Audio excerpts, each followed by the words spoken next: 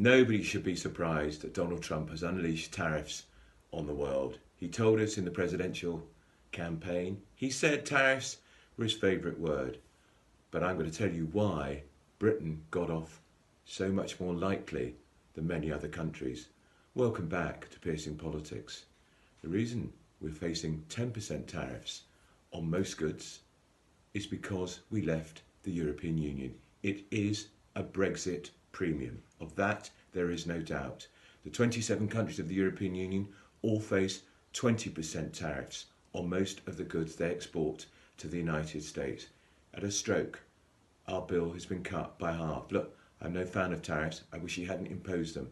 But this is a great basis now for us to negotiate a trade deal with the United States. And I want to remind you too of Sir Keir Starmer's role in Brexit. 48 times he conspired with Labour MPs to vote against measures designed to enforce the will of the British people to get Brexit done.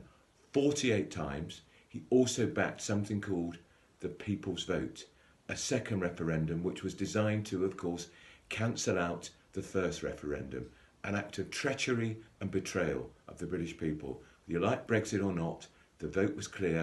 It wasn't a vast margin in favour, but it was a clear margin. We voted for Brexit. So, thank the Lord that we're not in the European Union. Thank the Lord that the British people voted to leave. And thank you, Boris Johnson, for getting us out of the European Union.